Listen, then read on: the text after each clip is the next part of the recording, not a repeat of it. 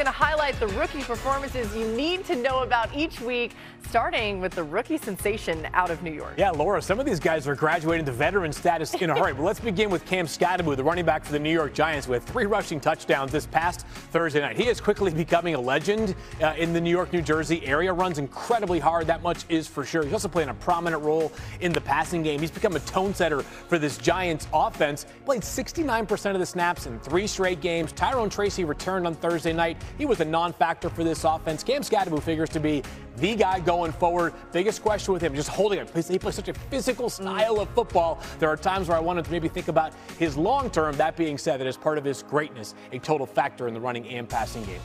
Bucs done it again. Another mid-round pick that's working out for them. Jacob Parrish, 3rd-round rookie cornerback out of Kansas State. If you saw him up close and personal, he's built like me. He's small and lean. That being said, he is making an impact not just as a pass defender. You'll see this huge pass breakup near the goal line against Kendrick Bourne this past week, but also making a mark as a run defender as well. He had 7 solo tackles this past weekend. This guy is showing that size, sometimes just a listed number on the roster, because he is playing with some serious intensity as a run defender beyond his coverage skills as well. And finally, Laura, we have to remind ourselves that sometimes prospect evaluation should not be done in a vacuum. Nick Emanwari may not have been a perfect fit everywhere, but he is a perfect fit in Seattle. Height, weight, speed freak out of South Carolina who goes to Seattle under Mike Macdonald, who I would offer is the best talent maximizer at safety out of any coach by far in the NFL. We are seeing some wild stuff out there defensively in Seattle. 3 safeties is basically their base defense. You're seeing him make a major mark in all different facets for this defense right now. He had 4 interceptions, returned 2 for a touchdown last year at South Carolina. We're going to see some more splash plays from him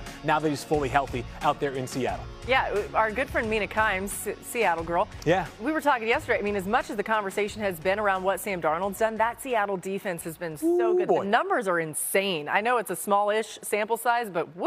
All right, new on NFL Live. Don't look now. The Patriots are atop the AFC East. Here's what Mike Vrabel thinks about it.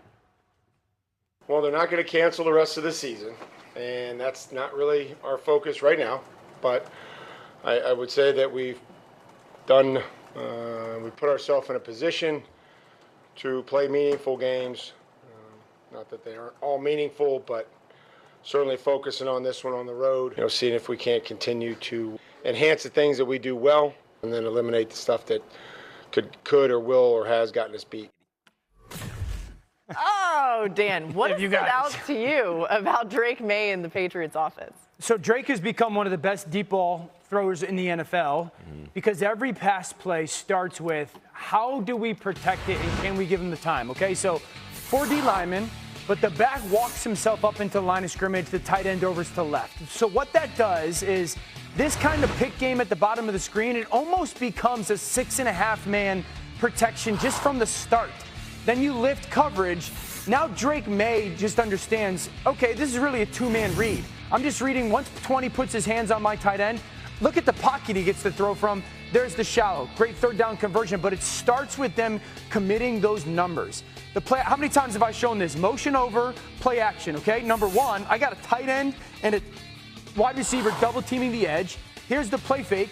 After the play fake, the running back double teams with the tackles. I got 3 double teams and a one-on-one. The crosser sells that bottom receiver, Pop Douglas, is going to be running what we call a pylon. This is a field post, meaning you're running the post all the way across the field. But it's because of those double teams on the perimeter. The last touchdown, the one to Kayshon Boutte, it's another example of that.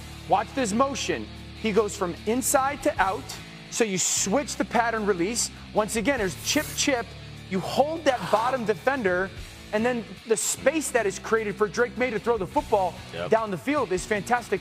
But all 3 of those clips are out of a pocket that should not look the way it does, because Josh McDaniels, every play is like, I'd love to run this. How do we protect it? I'd love to run this. How do we keep it clean? I'd love to run this. How do we make sure that the pocket's clean? I wish more offenses did that. I was about to say, why don't they? It seems like a great I mean, you got to have the guy at quarterback, and that's what you're seeing with McDaniels' offense and Maye. And also, look at the production he's getting out of the guys that aren't Stephon Diggs. Yeah, why is Boutte playing better?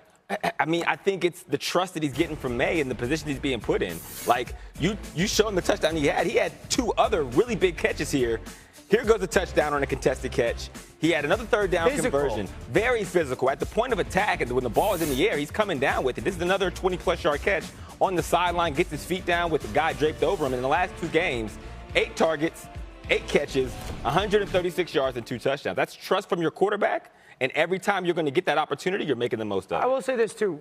You know this. At LSU as a freshman, he was All-American. Yeah, he was supposed to be the next guy to that school. Things didn't go necessarily. They sputtered a little bit at times. That's when Chase stepped out. I think he like went on, and he had to step up early. Hey, you know what else? They were in New Orleans. You wonder if he's like, man, I'm back in Louisiana. There's that, too. Either way, he's been consistent enough. It's been a struggle for the 2025 top overall pick as Cam Ward has led the Titans to a 1-5 start. Despite being the least blitzed qualified quarterback this season, Ward has been sacked a league-high 25 times this year, 6 more than any other player, and his off-target rate is north of 20%, the 3rd highest mark in the league. New on NFL Live, Cam Ward spoke today for the first time since the firing of head coach Brian Callahan a few days ago. It's really not for me to say. That's not my thing in the building. My job is to play quarterback. My job is to help lead this team to win. So I'm going to support whatever decision we make. The guys in the locker room are going to support it. But at the end of the day, with coach and without coach, like, we're trying to win football games. That's the main message that, Coach Mike is preaching, and we just got to live by it and stay true to it.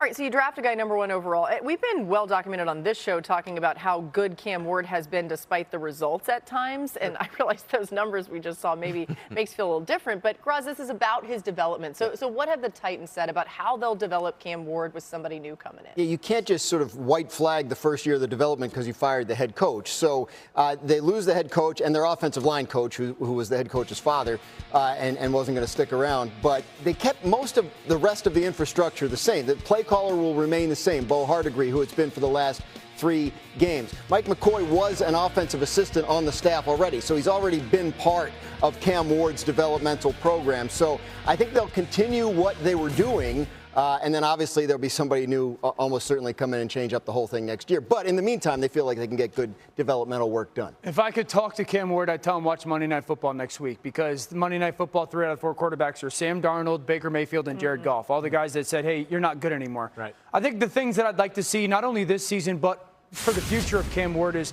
1, get this offense a little bit more complete. It's so sit in the shotgun and so Cam Ward do it yourself. So just a more diversified offense, move the launch point, go under center a little bit. I think the second thing is quarterbacks like breather plays. Not every ball has to be 15 yards down the field. And part of that is Cam's growth, no doubt, but such longer developing pass plays. Sometimes it's just, hey, can I get a 5-yard out route just to turn my brain off and get a completion?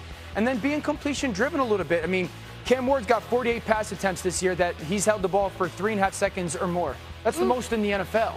This is a rookie that doesn't have a ton to work with. I think that's the starting point schematically, not only this year, but the future. I mean, you have to protect him physically and schematically, to your point. You lose your O-line coach, and they weren't playing great, obviously, even before, the head coach being let go. But at the same time, it's like when you have these top picks come into organizations that have so much to fix, you put everything on their shoulders, it does hurt their development. So you have to make the game plan more simple. You have to dig into the things that he's very comfortable and confident in executing. And on top of that, you have to try to find ways to mitigate, like, him not feeling like everything rests on his shoulders. To your point, like, he can't do it himself. And for no young quarterback, you can't. You don't give a 5th grader trigonometry. No, you let them ease into it before they can master what the NFL is, which is chaos. And that rhythm will help them combat the chaos that is NFL football. I remember having a conversation a few years ago with an offensive line coach about these sort of epidemic we have right now with no good offensive linemen in the NFL, or very few of them. And he was telling me that, one of the hardest things for us field as offensive line coaches is that we draft these guys, and the first thing we got to do is untrain all the bad habits they have from playing in college football. Big, wide splits, spread offenses. These guys haven't ever gotten to 3-point stances, tempo, all these things. That's what I want the Titans to have to avoid with Cam Ward, is that whoever the head coach is next year is not going to spend the first half of his season with Cam untraining potential bad habits that can be developed for the rest of this season. I think because of the personnel, it's going to be hard for Cam to develop all the requisite talents that we want him to this year. But going forward, as long as he's not doing the things, it's kind of dovetails with what Dan was saying on both point 2 and 3 there. Less 3-pointers, not getting comfortable, just trying to score 7 points on every single play.